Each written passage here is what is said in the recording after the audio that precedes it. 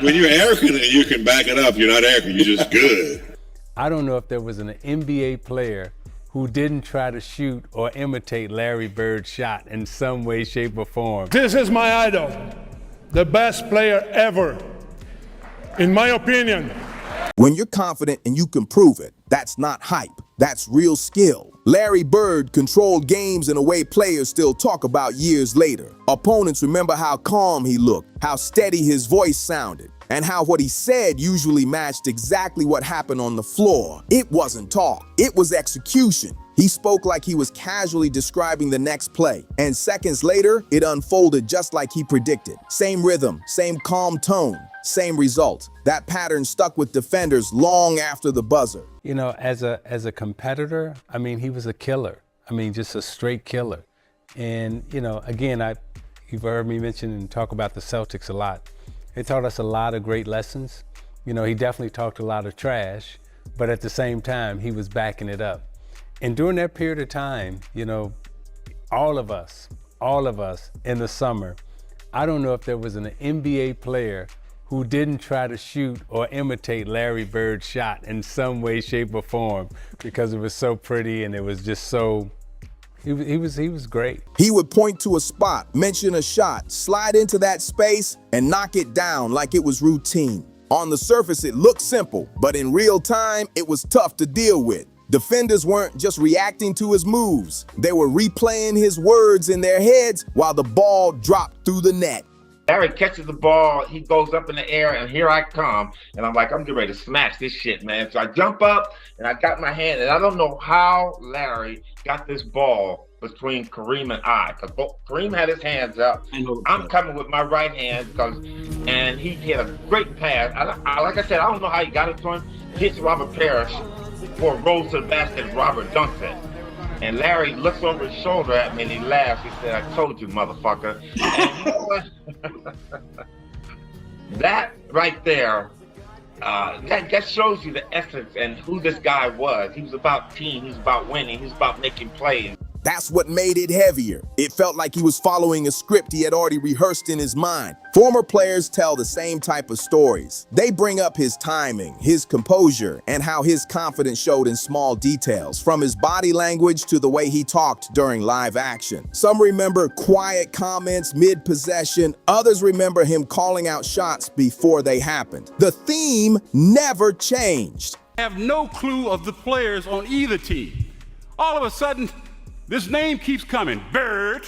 He goes to the right. Bird. He makes the shot. Bird. I said, God damn, who is Bird? Bird. You know, here's Bird. And Bird this. And Bird. Oh, did you see the pass that Bird made? I can't see it, but I'm just trying to imagine it. And when the time I got to the end, I said, damn, that brother can play. When I got the newspaper the next morning and saw Larry's picture, I said, damn. Isaiah Thomas spent years preparing for Bird, so his view carries weight. He had to treat every matchup like serious business because Bird wasn't just skilled. He was calculated, sharp, and always one move ahead. When he looks back at those battles now, he talks about Bird as a straight competitor. First thing he highlights is how hard Bird played every single trip down the floor, how he welcomed pressure, and how he kept pushing possession after possession. With Bird, you had no choice but to stay sharp the entire game because his edge never faded. You on me? I said, yeah, I got size on you right now. I've been watching every move. He goes, y'all not double teaming? And he's looking around. He goes, yo. I go, nah, it's just me, fella. He goes, mouse in the house. Mouse in the house. And they change the play. And he catches the ball. He does this. And he shoots it. He says, Sal, you better ask for a double team, bro. I got 2 quick fouls because I'm smart like that. Yeah, he was, and he was always in shape, and he hated Bill Laimbeer.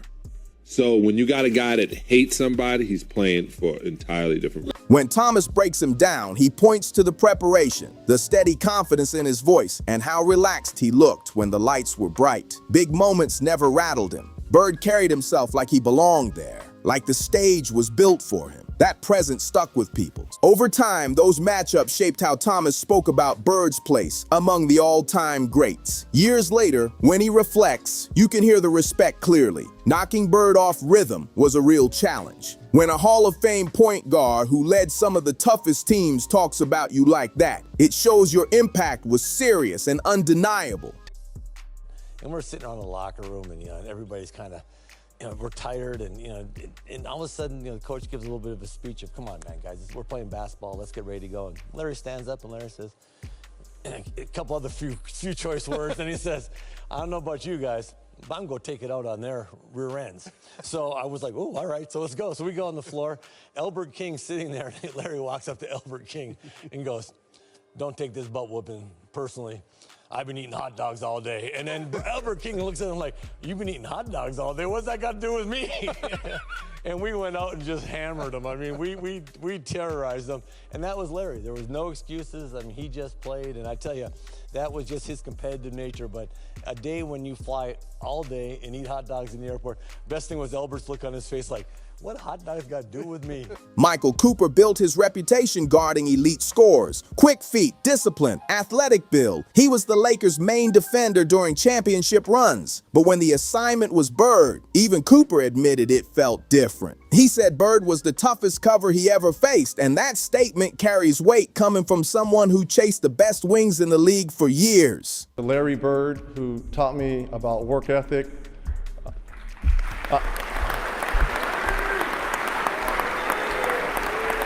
What's funny is, people say you made so many shots under, so much duress and pressure. I'll tell you what pressure is. Pressure is playing for Larry Bird. Not only playing for Larry Bird, but having to go to the Garden as he's coming back and win those games for Larry Bird. And Coach, for your 3-year run, you were undefeated as we went to the Boston Garden every time. We did not lose one. Well, I might have been hurt. Oh, you remember that one? What stood out most to Cooper was how Bird processed the game. It felt like he was reading the floor, one step ahead at all times. Cooper remembered moments where Bird calmly said what he was about to do, then executed it exactly as described. It wasn't flashy. It wasn't disrespectful. It was controlled, confident, and precise. It came from total trust in his own reads, and Cooper respected that mindset. My guy doesn't run, doesn't jump, and play the best of everybody else. He's here.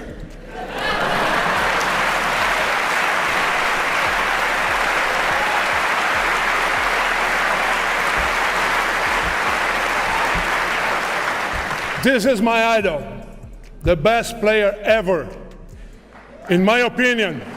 For a defender who took pride in locking scorers down, facing Bird was a reminder that sometimes full effort and strong preparation still weren't enough. That says a lot. Nolan Richardson never had to game plan directly against Larry Bird, but he studied him anyway, like a coach preparing for a future problem. Then you got that arrogant, cocky Larry Bird trash talking all the time. And was he really arrogant? Was he really, really arrogant? Well, yeah, he could back it up. So when you're arrogant and you can back it up, you're not arrogant, you're just good. Before Bird was winning titles in Boston, Richardson noticed him through college broadcasts. The buzz around Bird reached him before the game film did, and that shows how fast his reputation spread in that era. As Bird's NBA career took off, Richardson watched with a sharp coaching eye. He focused on how Bird read the floor, how he anticipated movement, and how he mixed toughness with intelligence to control possessions. Even well-built defenses seemed to lose their edge quickly against him. Nothing stayed effective for long. And then you got that arrogant, cocky Larry Bird trash talking all the time. And was he really arrogant? Was he really, really arrogant? Well, yeah, he could back it up. So when you're arrogant and you can back it up, you're not arrogant, you're just good.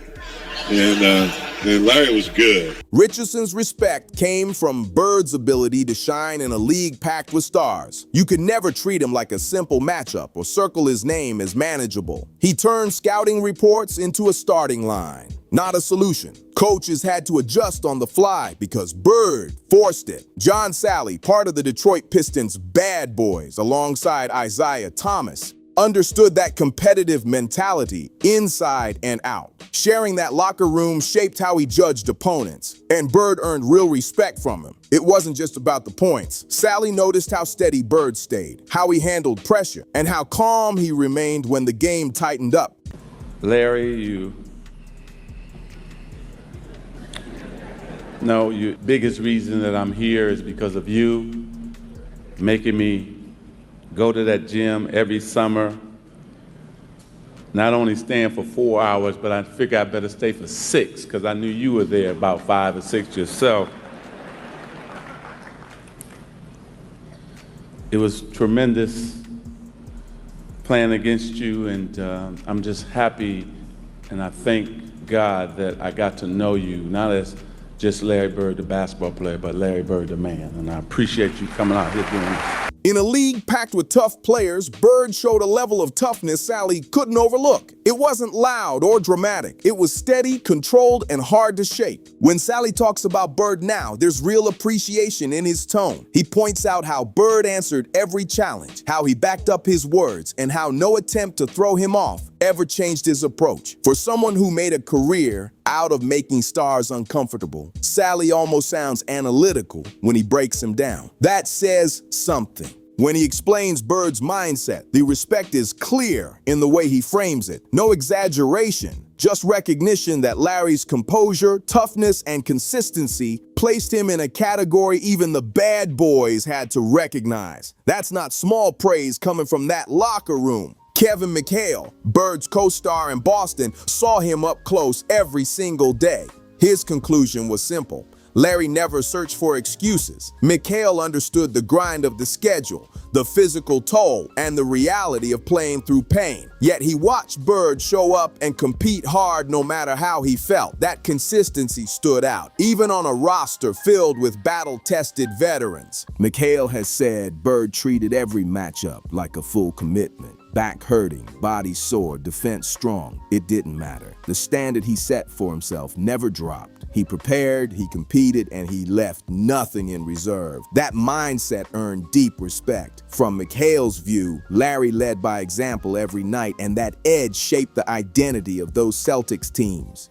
Reggie Miller grew up watching Larry Bird, then later had to meet that same standard when Bird became his head coach in Indiana. When Larry took over the Pacers, Reggie wasn't just playing for a coach. He was playing for a legend whose status was already cemented. Bird didn't need to yell constantly. His presence alone made players feel the expectation. If something slipped in practice, you felt it immediately just by seeing him on the sideline. Reggie has said getting called out by Bird in practice stuck with him. It wasn't long speeches or dramatic moments. It was the way Bird noticed every small detail and demanded it be done the right way. That quiet intensity created constant pressure. Every drill mattered. Every possession counted. Looking back, Miller describes that time as playing for someone whose competitive fire never cooled off. Bird carried the same edge from his playing days straight into coaching. The standard didn't soften. It followed him. Oscar Schmidt, one of the most respected international scorers in basketball history, viewed Bird from a different angle. To him, watching Bird was like studying a master of details. During his Hall of Fame induction in 2013, Oscar openly called Bird his biggest influence and even said he was his idol. Instead of choosing flashy, high-flying stars, he admired Bird's intelligence and control. There was no need for extra drama. Bird read the floor, made smart decisions, and controlled games with efficiency. Schmidt has said Bird changed how he saw basketball, teaching him that feel, spacing, and decision-making could matter more than raw athletic tools. That kind of influence runs deep. Schmidt even called Larry the best player he had ever seen. He pointed out how a guy who didn't rely on elite speed or high-flying moves still outperformed everyone. Coming from a scorer with Schmidt's resume, that praise hits different. It shows how much respect Bird earned far beyond the NBA. and how deeply his style connected with players around the world. James Worthy battled Larry Bird in some of the biggest games of the 1980s, so his words carry serious weight. He admitted Bird could sound arrogant with the trash talk, but he always backed it up on the court. That changed everything for Worthy. If a player talks bold and delivers every night, then it's not an act. He's just that good. Worthy has also said guarding Bird drained you mentally. It wasn't only about chasing him around screens. Bird would break down the options in a play, explain the reads, then score from the exact move he mentioned before the ball was even inbounded. Over time, that builds respect. Even if the talk got under his skin, Worthy made it clear that Bird's game supported every word. That's what stuck with him most. Some rivalries become legends. Magic Johnson and Larry Bird set the blueprint for what a true basketball rivalry looks like. Year after year, Lakers versus Celtics felt bigger than one matchup. When Magic spoke at his Hall of Fame induction, he addressed Larry directly and called him what a basketball player should be. He even said a major reason he reached that stage was because Bird pushed him to get back in the gym and level up. Those games carried history, pressure, and the feeling that both stars were constantly measuring themselves against each other. That tension made every showdown feel personal and unforgettable.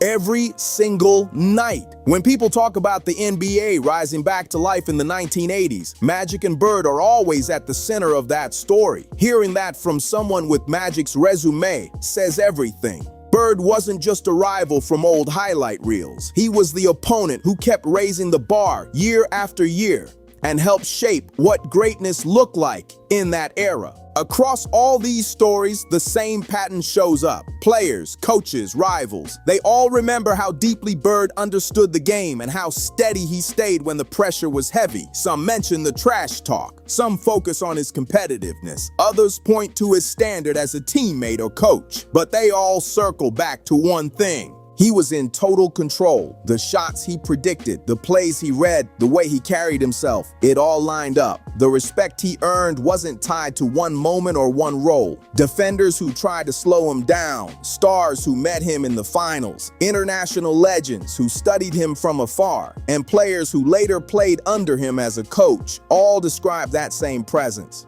Bird could flip a game with a jumper, a pass, or just a few words, and he did it without losing his calm edge.